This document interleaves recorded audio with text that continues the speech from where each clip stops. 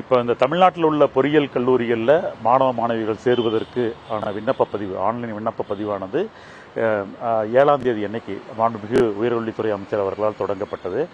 இன்று வரைக்கும் பார்த்தீங்கன்னா 2,01,381 மாணவ மாணவிகள் அந்த விண்ணப்ப பதிவை செஞ்சுருக்கிறாங்க.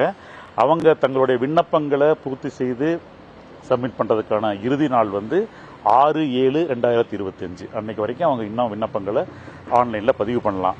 அதுக்கப்புறம் அவங்க தங்களுடைய சர்டிஃபிகேட்ஸ் எல்லாம் அப்லோட் பண்ணுறதுக்கு அதே மாதம் 9ஆம் தேதி வரைக்கும் நாங்கள் 3 நாள் டைம் கொடுக்குறோம். ஸோ இந்த ப்ராசஸ் முடிஞ்ச உடனே உங்களுக்கு அந்த சர்டிஃபிகேட் வெரிஃபிகேஷன் ப்ராசஸ் எல்லாம் ஆன்லைனில் போயிட்டு 27/7/2025 உங்களுக்கு ரேங்க் லிஸ்ட் பப்ளிஷ் ஆகும். ஸோ இந்த ரேங்க் லிஸ்ட் அப்போ பார்த்தீங்கன்னா ஒவ்வொரு மாணவ மாணவிக்கும் 2 வகையான ரேங்க் இருக்கும். ஒன்று வந்து ஜென்ரல் ரேங்க்னு சொல்லுவோம், இன்னொன்று கம்யூனிட்டி ரேங்க். ஸோ அந்த ரேங்க் லிஸ்ட் பப்ளிஷ் ஆகும்போது அது ஓப்பனாக இன்டர்நெட்டில் வெளியாகும். உங்கள் ஒவ்வொரு மாணவருக்கும் பார்த்தீங்கன்னா இப்போ யூசர் நேம்னு ஒன்று இருக்கும். நீங்கள் ரெஜிஸ்டர் பண்ணும்போது உங்களோட இமெயில் ஐடி தான் யூசர் நேம். ஸோ அந்த யூசர் நேமை வச்சு நீங்கள் மறுபடியும் லாகின் பண்ணி உங்களுடைய ரேங்க் என்னன்னு பார்க்கலாம். அப்போ ஏதாவது குறைகள் இருந்தால் அந்த குறைகளை நிவர்த்தி செய்கிறதுக்காக 28ஆம் தேதியிலிருந்து 2/7/2025 வரைக்கும் டைம் கொடுக்குறோம். ஸோ அந்த ஒரு 5 நாள் பீரியடில் உங்களுடைய குறைகளை நீங்கள் வந்து நிவர்த்தி பண்ணிக்கலாம். ஸோ அதுக்கப்புறம் அந்த கலந்தாய்வுங்கிறது பார்த்தீங்கன்னா உங்களுக்கு முதல்ல வந்து ஸ்பெஷல் ரிசர்வேஷன் கலந்தாய்வு நடக்கும். அது வந்து 3 பிரிவு இருக்கிறாங்க. மாற்றுத்திறனாளி மாணவர்கள், முன்னாள் இராணுவத்தினரின் குழந்தைகள், சிறந்த விளையாட்டு வீரர்கள்னு சொல்லி. ஸோ இந்த 3 பிரிவினருக்கான கலந்தாய்வு நடந்து முடிஞ்ச உடனே ஜென்ரல் கலந்தாய்வு நடக்கும். இந்த ஜென்ரல் கலந்தாய்வு பார்த்தீங்கன்னா 3 சுற்றுகளில் நடக்கும் உங்களுக்கு. அதாவது முதல் சுற்று இப்போ ஆஃப்டர் இப்போ நீங்கள் 2,50,000 பேர் போட்டிருக்கீங்கன்னா ரேங்க் நம்பர் அது நீங்கள் வெப்சைட்டை பார்க்கணும். நான் ஒரு எக்ஸாம்பிளுக்காக சொல்கிறேன். எக்ஸாக்டாக என்னங்கிறத நீங்கள் அடிக்கடி உங்களோட tneonline.orgல போய் உங்கள் யூசர் நேமை போட்டு லாகின் பண்ணி பார்த்தீங்கன்னா என்ன நிகழ்வு நடந்துகிட்டு இருக்குங்கிறத தெளிவாக நாங்கள் சொல்லுவோம். ஸோ நீங்கள் அதில் எந்த ரவுண்டில் நீங்கள் பார்ட்டிசிபேட் பண்ணுறீங்கன்னு பார்க்கணும். ஃபார் எக்ஸாம்பிள் ஃபர்ஸ்ட் ரவுண்ட்னா ரேங்க் நம்பர் 1லேருந்து ரேங்க் நம்பர் 35,000 வரைக்கும் அப்படின்னா அந்த மாணவர்கள் வந்து ஃபர்ஸ்ட்டு ரவுண்டு கலந்தாய்வில் நீங்கள் பங்கேற்கணும். சரியா? அந்த கலந்தாய்வில் பங்கேற்கிறதுல சில முக்கியமான நிகழ்ச்சிகள் இருக்குது. நம்பர் 1 வந்து அதில் சாய்ஸ் ஃபில்லிங் அப்படிங்கிறது தான் ரொம்ப முக்கியமான ஒரு விஷயம். ஒரு சாய்ஸ் அப்படிங்கிறது பார்த்தீங்கன்னா அதில் 2 காம்பனண்ட் இருக்கும். ஒன்று எந்த கல்லூரி உங்களுக்கு பிடிச்சிருக்கு, ப்ளஸ் என்ன பாடப்பிரிவு. ஸோ என்ன கல்லூரி என்ன பாடப்பிரிவு அப்படிங்கிறதான் ஒரு சாய்ஸு. இந்த சாய்ஸ் ஃபில்லிங்காக உங்களுக்கு வந்து ஒவ்வொரு சுற்றுலையும் கலந்தாய்வில் நாங்கள் 3 நாள் டைம் தர்றோம். ஸோ இந்த சாய்ஸ் ஃபில்லிங்கை நீங்கள் ஜாக்கிரதையாக பண்ணணும். இப்போ நீங்கள் என்ன பண்ணணும், ஆஃப்லைனில் இப்போ நிறைய டைம் இருக்கு இல்லையா, இப்போ நீங்கள் ஒரு லிஸ்ட் மாதிரி ப்ரிப்பேர் பண்ணி உங்களுக்கு என்ன கல்லூரி வேணும், என்ன பாடப்பிரிவு வேணும், எனக்கு இது நம்பர் 1, அது இல்லாட்டி அடுத்த கல்லூரி என்ன, அடுத்த பாடப்பிரிவு என்ன. ஒரே கல்லூரியில் வேறு வேறு பிரான்ச் எடுக்கலாம், ஒரே பிரான்ச்சை வேறு வேறு கல்லூரியில் சூஸ் பண்ணலாம். அதே மாதிரி நீங்கள் எவ்வளோ சாய்ஸர் போடலாம்னா எனி நம்பர் ஆஃப் சாய்ஸஸ் போடலாம். There is no restriction at all. Last year பார்த்தீங்கன்னா 867 சாய்ஸ் ஒரு ஸ்டூடெண்ட் போட்டிருந்தார். இந்த சாய்ஸ் ஃபில்லிங்கில் இன்னொரு ஜாக்கிரதையாக நீங்கள் என்ன இருக்கணும்னா, ஒரே கல்லூரி பேரில் பல கல்லூரிகள் இருக்கும். பேர் பார்த்தா ஒரே மாதிரி இருக்கும், 2-3 காலேஜ் இருக்கும். ஸோ அதில் எந்த கல்லூரி உங்களுக்கு முதல்ல வேணும் அப்படிங்கிறதுக்கு அந்த ஒவ்வொரு கல்லூரிக்கும் ஒரு காலேஜ் கோடுன்னு இருக்கும், கவுன்சிலிங் கோடுன்னு இருக்கும். அந்த கோடு முதல்ல காலேஜ் கோடு. இப்போ GCTனா 2025 government college of technology, 2005 government college of technology mechanical engineering is my first choice. அடுத்தது அதே மாதிரி கவர்மெண்ட் காலேஜ் ஆஃப் இன்ஜினியரிங் சேலம்னா அதோட கோடு என்ன, அதில் மெக்கானிக்கல் இன்ஜினியரிங் செகண்ட் சாய்ஸ். இது மாதிரி நீங்கள் சாய்ஸ் லிஸ்ட்டை வந்து நீங்கள் ப்ரிப்பேர் பண்ணணும். அதாவது நீங்கள் வாங்கின மார்க்குக்கு உங்களுக்கு என்ன காலேஜ் கிடைக்குது அப்படிங்கிறத நீங்கள் எப்படி ஒரு ஊர்ஜிதப்படுத்திக்கலாம் அப்படின்னா, நம்மளுடைய tneonline.orgலேயே போனீங்கன்னா ஃபர்ஸ்ட் பேஜில் கட் ஆஃப்னு ஒரு லிங்க் இருக்கும். அந்த லிங்கை கிளிக் பண்ணீங்கன்னா லாஸ்ட் 5 இயர்ஸில் ஒவ்வொரு கல்லூரியிலையும் ஒவ்வொரு பிரான்ச்லையும் உங்கள் கம்யூனிட்டியில் என்ன மார்க்குக்கு மினிமம் கிடைச்சிருக்குதுன்னு போட்டிருக்கோம். ஃபார் எக்ஸாம்பிள் ப்ரொடக்ஷன் இன்ஜினியரிங் அப்படிங்கிற ஒரு குரூப்பு இன்றைக்கி அண்ணா யூனிவர்சிட்டி கிண்டியில் லாஸ்ட் இயருக்கு MBCயில் என்ன கட் ஆஃப் கிடைச்சிருக்குன்னு நீங்கள் பார்க்கலாம். ஸோ இது உங்களுக்கு ஒரு ஐடியாவை கொடுக்கும் உங்களுக்கு. அதே மாதிரி இப்போ நீங்கள் கல்லூரியை எப்படி சூஸ் பண்ணலாம் அப்படிங்கிறதும் பார்த்தீங்கன்னா நிறைய காரணிகள் இருக்குது. அதாவது லாஸ்ட் இயர் கட் ஆஃப் எப்படி மாணவர்கள் எடுத்திருக்காங்க அப்படிங்கிறத ஒன்று பார்க்கலாம். அப்புறம் அந்த கல்லூரியோட வெப்சைட்டு போனீங்கன்னா அவங்க NACன்னு சொல்லுவாங்க, அது வாங்கியிருக்காங்களா, அதில் A+ கிரேடா, A கிரேடா. அப்புறம் நீங்கள் சப்போஸ் நான் வந்து EEE electrical and electronics engineering போகணுன்னா அந்த கோர்ஸ் வந்து அக்ரிடேஷன் வாங்கியிருக்கிறாங்களா, அந்த கல்லூரியோட பிளேஸ்மெண்ட் எப்படி இருக்குது, அதோட ஃபீஸ் ஸ்ட்ரக்சர், இது எல்லாமே இன்ஃபர்மேஷன் அபவுட் த காலேஜ்னு சொல்லிட்டு நாங்கள் எங்கள் வெப்சைட்லேயே போடுவோம் இந்த கவுன்சிலிங்க்கு முன்னாடி. அதுக்கப்புறம் அந்தந்த கல்லூரியோட வெப்சைட்டில் போய் நீங்கள் பார்த்து இந்த கல்லூரி தரச்சான்றிதழ் பெற்றிருக்காங்களா அப்படிங்கிறதெல்லாம் வச்சுட்டு நீங்கள் அந்த கல்லூரியை வந்து அதே மாதிரி உங்களுடைய கட் ஆஃப் என்ன, இப்போ 167 கட் ஆஃப்னா லாஸ்ட் இயருக்கு என்ன கிடைச்சிருக்கு அப்படிங்கிறத பொறுத்து நீங்கள் நிறைய சாய்ஸஸ் போடணும். இதில் உங்கள் கட் ஆஃப் மார்க்னு நம்ம சொல்கிறோம் இல்லையா, அந்த கட் ஆஃப் மார்க் குறைய குறைய you have to exercise more number of choices. இப்போ என்னோட கட் ஆஃப் வந்து 147ன்னு வச்சுக்கோங்க. நான் ஒரு டாப் மோஸ்ட் 2 காலேஜ் செலக்ட் பண்ணுறேன். அண்ணா யூனிவர்சிட்டி கிண்டி, ரெண்டாவது government college of technology Coimbatore, ரெண்டுமே கம்ப்யூட்டர் சயின்ஸ் போட்டோன்னா எனக்கு எந்த சீட்டுமே கிடைக்காது. ஏன்னா என்னோட ரேங்க் வந்து பார்த்தீங்கன்னா 147 மார்க்குங்கும் போது ரேங்க் வந்து 1,00,000 கிட்ட வந்துடும். அப்போ போன வருஷத்துக்கு இது என்ன மார்க் கிடைச்சிருக்குது அப்படிங்கிறத வச்சுட்டு மார்க்கு கீழே குறைய குறைய you have to exercise more number of choices. So இந்த சாய்ஸ் லிஸ்ட்டை ஆஃப்லைனில் ரெடி பண்ணுங்க. உங்களுடைய ஆசிரியர்கள், உங்களுடைய அப்பா அம்மா, வேறு யார் சொல்கிறதே கேட்க வேண்டாம். அதை வச்சுட்டு சாய்ஸ் லிஸ்ட் ரெடி பண்ணி இந்த சாய்ஸ் லிஸ்ட்டை நீங்கள் மாற்றிக்கிட்டே இருக்கலாம். இப்போ சப்போஸ் 4வது ஒன்று போடுறீங்க, அப்புறம் டிஸ்கஸ் பண்ணுறீங்க, 4 3ன்னு மாற்றலாம், 3 2ன்னு மாற்றலாம். இந்த மாதிரி நீங்கள் பண்ணலாம். இந்த மாதிரி சாய்ஸ் லிஸ்ட் ரெடி பண்ணுறதுங்கிறது தான் ரொம்ப முக்கியம். அதே மாதிரி அந்த ஒவ்வொரு ரவுண்ட்லையும் சாய்ஸ் ஃபில்லிங்னு 3 நாள் கொடுக்குறோம் இல்லையா, அதில் நீங்கள் உங்களுக்கு பார்த்தீங்கன்னா இப்போ ஃபஸ்ட் ரவுண்டில் கலந்துக்கிற மாணவர்களுக்கு தமிழ்நாட்டில் இருக்கிற எல்லா கல்லூரியிலும் எல்லா பிரான்ச்சில் இருக்கிற சீட்டையும் காட்டுவோம். சப்போஸ் ஒரு மாணவர் பிசின்னு வச்சுக்கோங்க, ஒரு கல்லூரியில் ஒரு சப்போஸ் ஐடி டிபார்ட்மெண்ட்னா அந்த ஐடி டிபார்ட்மெண்ட்டில் ஓசியில் எவ்வளோ சீட் இருக்குது, பிசியில் எவ்வளோ சீட், ரெண்டுமே நீங்கள் எடுக்கலாம். ஓப்பன் காம்படிஷன்லையும் போகலாம், காட்டுவோம். ஸோ நீங்கள் அதை சாய்ஸ் ஒன்றுன்னா நீங்கள் ஒன்றுன்னு அதை வச்சுக்கணும் நீங்கள். அதே மாதிரி அடுத்த சாய்ஸ் இப்போ ஃபஸ்ட் ரவுண்டில் கலந்துக்கிறவங்க பார்த்தீங்கன்னா மோர் தேன் 3000 சாய்ஸஸ் நாங்கள் காட்டுவோம். நான் லாஸ்ட் இயர் 463 கல்லூரிகள் கலந்துக்கிட்டாங்க. ஒரு கல்லூரியில் 6 பிரான்ச்சுன்னு போட்டால் கூட 463 × 6 அவ்வளோ டிஃப்ரெண்ட் பிரான்ச்சஸ் இருக்கும். ஸோ இதை வந்து நீங்கள் கேர்ஃபுல்லாக பண்ணணும். எதுக்காக 3 நாள் டைம் கொடுக்குறாங்க? இந்த சாய்ஸை போட்டுவிட்டு அந்த சாய்ஸை நீங்கள் ரீஆர்டர் பண்ணலாம். கலந்துக்கிட்டு மறுபடியும் 6வது சாய்ஸை 1ஆ கொண்டு போகலாம், 1வது சாய்ஸை 6ஆ கொண்டு போகலாம். எல்லாமே யூசர் ஃப்ரெண்ட்லியாக நம்ம வெப்சைட்டில் இருக்கும். ஸோ இதை நீங்கள் ஜாக்கிரதையாக பண்ணினீங்க அப்படின்னா தான் எப்படி 2 வருஷம் கஷ்டப்பட்டு படிக்கிறத விட நாம் வாங்கின மார்க்குக்கு நமக்கு தேவையான கல்லூரியும் பாடப்பிரிவையும் எப்படி செலக்ட் பண்ணுறோம் அப்படிங்கிறது ரொம்ப ரொம்ப ரொம்ப முக்கியம். ஸோ இதை பண்ணிட்டீங்கனாலே உங்களுக்கு major counselling process over. So 3வது நாள் முடிஞ்ச உடனே 3 நாளைக்கு அப்புறம் அந்த 3வது நாள் சாயந்தரம் பார்த்தீங்கன்னா you have to log your choices. நீங்கள் ஒரு நான் 30 சாய்ஸ் போட்டிருக்கேன்னா அதை நீங்கள் லாக் பண்ணணும். லாக் அப்படின்னு ஒரு ஆப்ஷன் இருக்கும். அதை கிளிக் பண்ணிங்கன்னா உங்களுக்கு ஒரு ஓடிபி வரும். அப்போ அந்த சாய்ஸஸ் லாக் ஆகிடும். நீங்கள் பிரிண்ட் அவுட் எடுத்துக்கலாம். நீங்கள் லாக் பண்ணாமல் விட்டால் கூட system by default it will lock.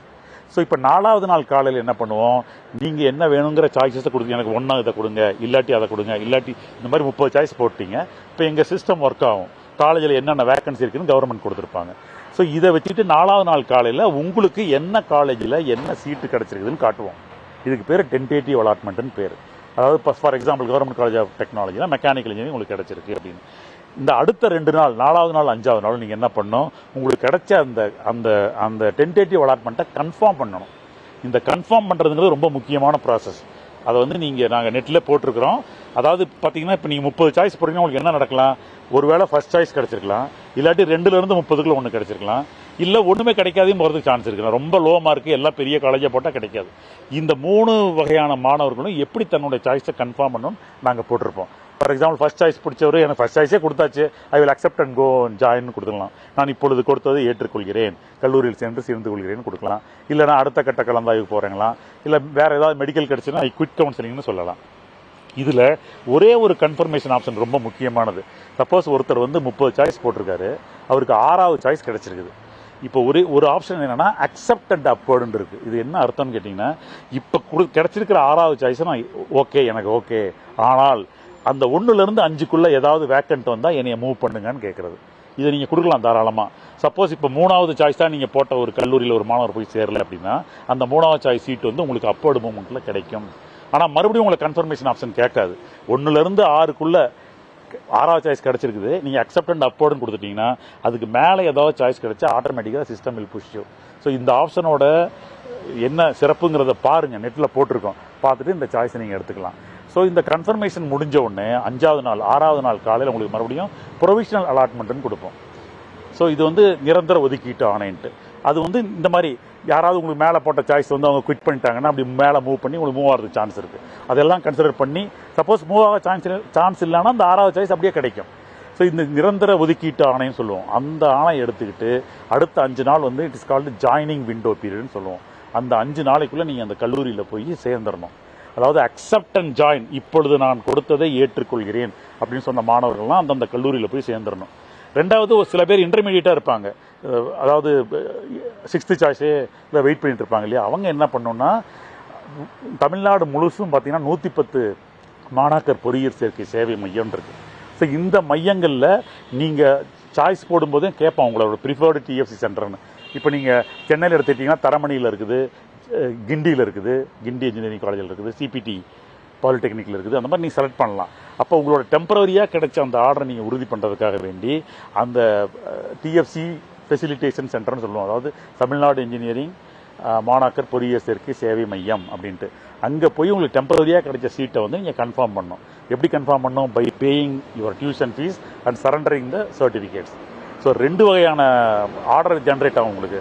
அதாவது எப்போ இந்த ஜாயினிங் விண்டோ பீரியடுக்கு முன்னாடி ஒன்று வந்து டென்டேட்டிவ் அலாட்மெண்ட் ஆர்டர், இன்னொன்று வந்து ப்ரொவிஷனல் அலாட்மெண்ட் ஆர்டர்.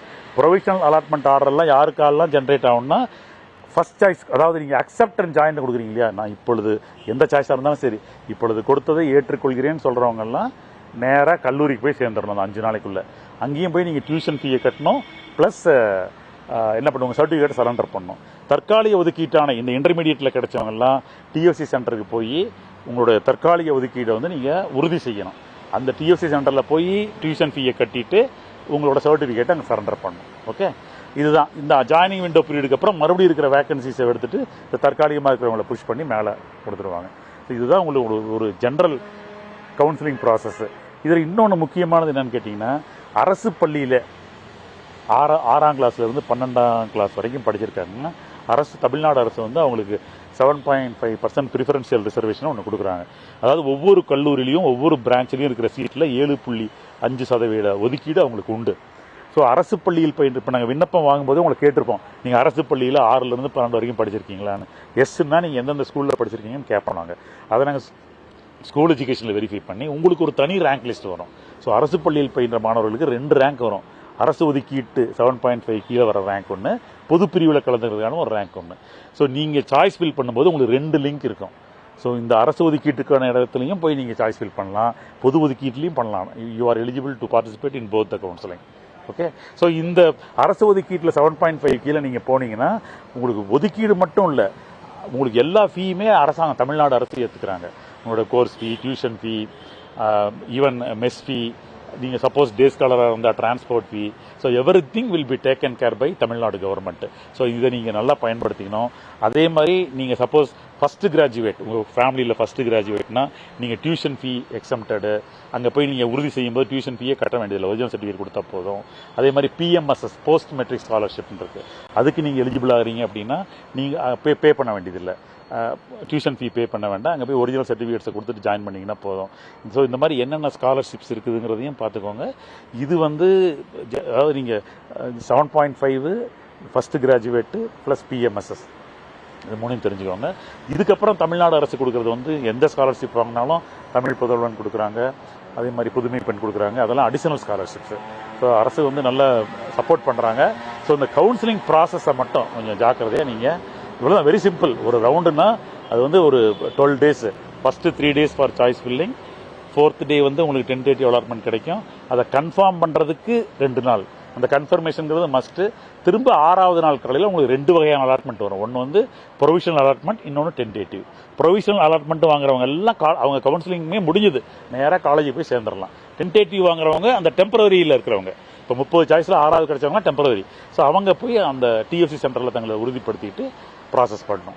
ஸோ இதில் முக்கியமாக இப்போ நீங்கள் பண்ண வேண்டியது என்னென்னா, சார் கேட்ட மாதிரி அந்த கல்லூரிகளை எப்படி தேர்வு செய்யலாம் அப்படிங்கிறத வச்சுட்டு ஆஃப்லைனில் ஒரு நோட் புக்கில் எழுதி வச்சுக்கோங்க. எனக்கு வந்து ஃபஸ்ட்டு சாய்ஸு என்னோட கட் ஆஃப் என்ன, போன வருஷம் அந்த கட் ஆஃபுக்கு என்ன கிடச்சிருது நாங்கள் போட்டிருக்கிறோம். எல்லா கல்லூரிலையும் எல்லா நீங்கள் கம்யூனிட்டிக்கும் பார்க்கலாம். அதை வச்சுட்டு நீங்கள் எழுதிக்கோங்க. சாய்ஸ் நம்பர் 1 எனக்கு இந்த காலேஜ் கோடு, ஃபுல் அட்ரஸ்ஸு, என்ன கோர்ஸுங்கிறது பிரான்ச்சு, என்ன பிரான்ச்சு, என்ன பிரான்ச் கோடு, 2 என்ன, 3 என்ன, 4 என்ன, 5 என்ன, 6 என்னன்னு நீங்கள் நல்ல எந்த அளவுக்கு நல்ல எக்ஸசைஸ் பண்ணுறீங்களோ அந்த அளவுக்கு நீங்கள் வாங்கின மதிப்பெண்ணுக்கு உங்களுக்கு ஒரு நல்ல